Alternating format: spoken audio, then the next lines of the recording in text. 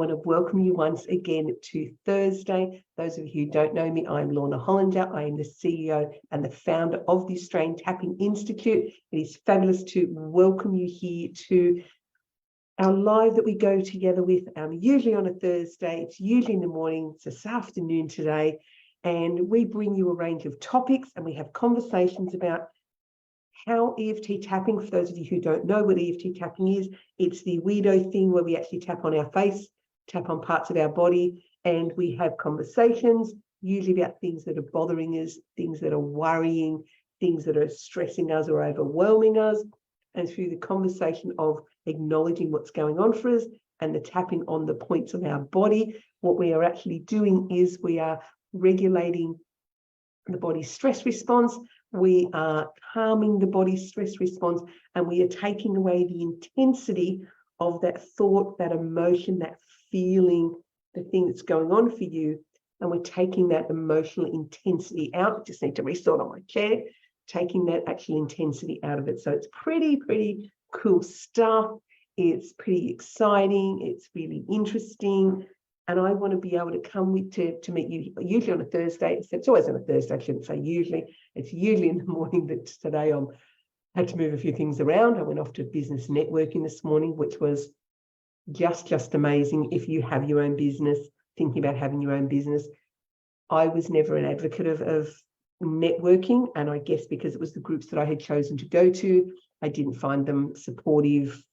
I just didn't. And I found this amazing group of women in Sydney, a number of different chapters across Sydney, and I'm really loving the connections. So particularly given the shutdown that we all had the last couple of years, to be able to go and connect and to talk to people, talk to fellow business women, hear trials, tribulations, struggles, wins, amazing things, etc. I don't think that can actually be underestimated, the power of what that is for each one of us. So for me, that's where I was this morning. But this afternoon, what we are going to do is we are going to have a conversation about helping our clients. Now, I have the exact title here, How to Use EFT to Help Your Clients Overcome Physical Pain and Illness. So I'm going to kind of break it all down with you because it is sort of different things. So the first thing I want to give is a bit of a disclaimer. I am not suggesting for a second that EFT tapping and using tapping is going to cure illnesses. I'm not going to suggest that anything major that people have, that we are going to actually do tapping and your body's going to be healed. So please know that there is just a disclaimer on this. That is not what I'm suggesting. However, with EFT tapping, we absolutely can help the person who is going through, whether it's the physical pain, the illness.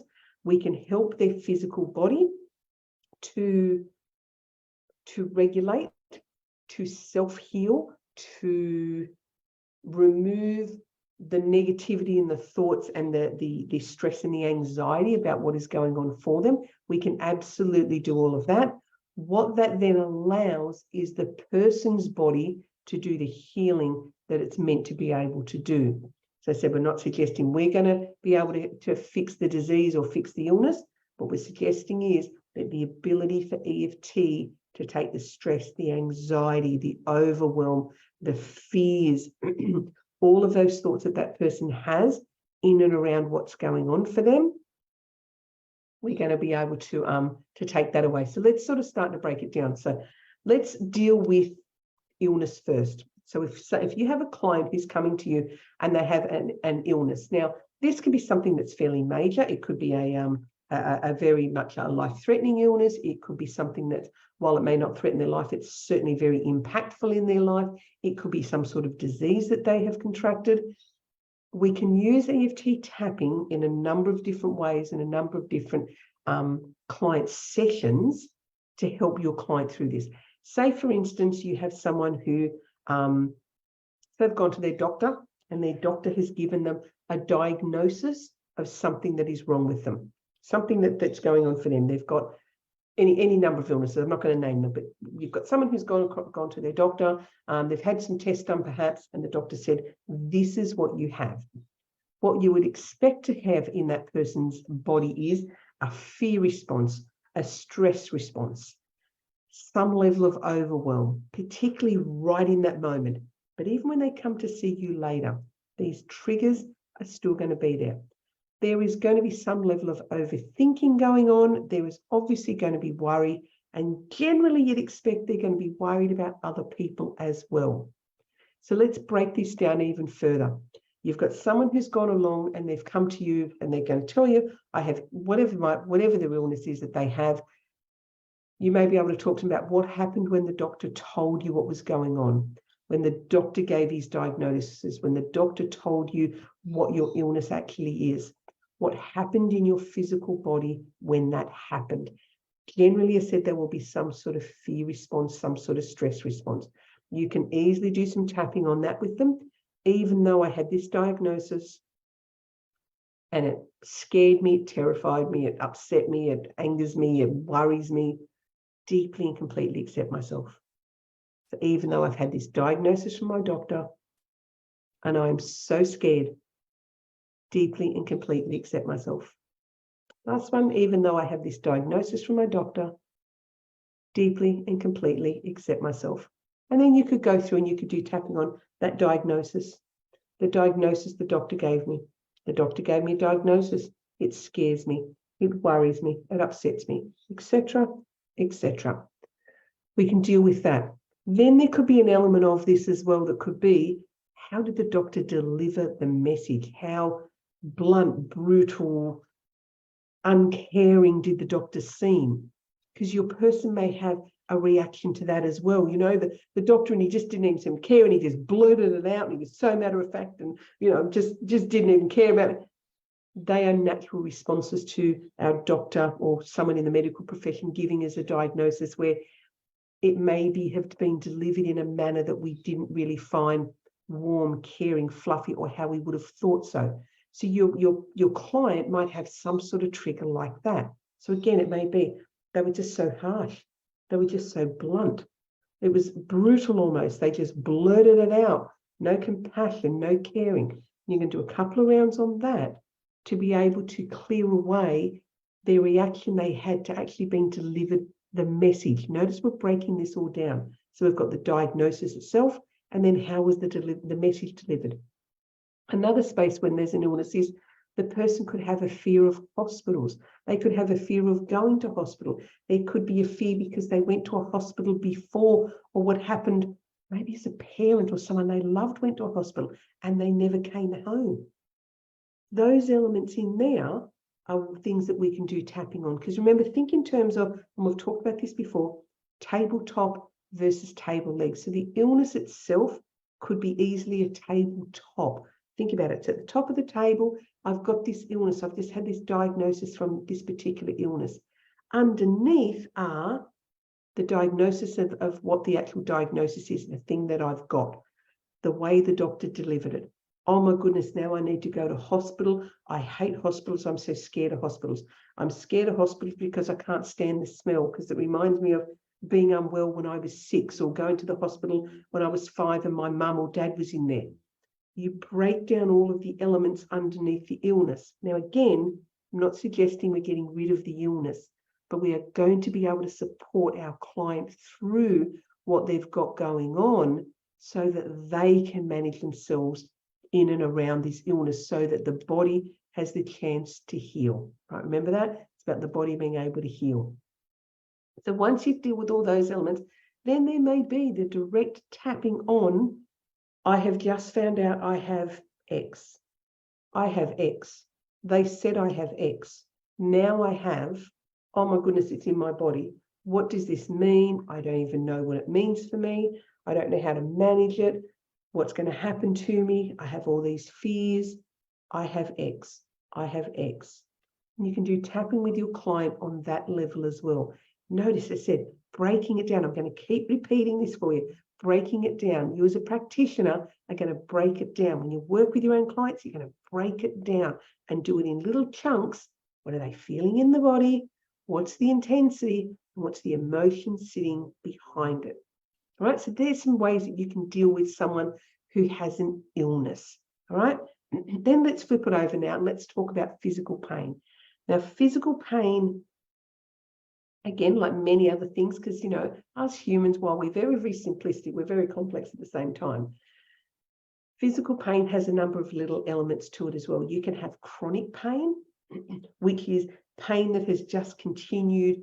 I've lived with it for years. It just continues on. It's always there.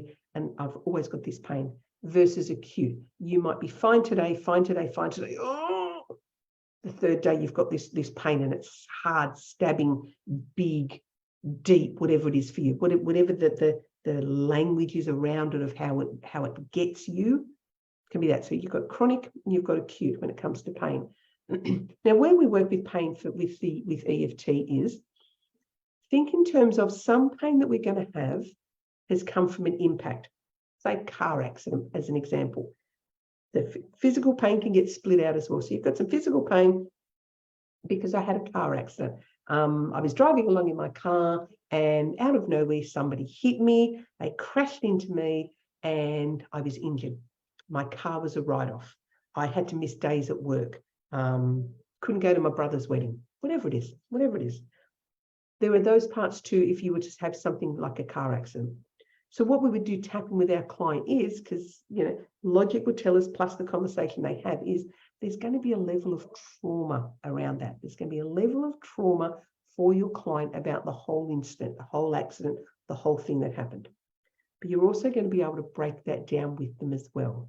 So you'll be able to break it down in terms of the impact of the visual, seeing the car coming towards them, or is it the audio, hearing the car screeching behind them? There'll be some sort of element that they will have taken in the information initially that will cause some level of trauma. Is it that they were stuck in the car? It could be all manner of things.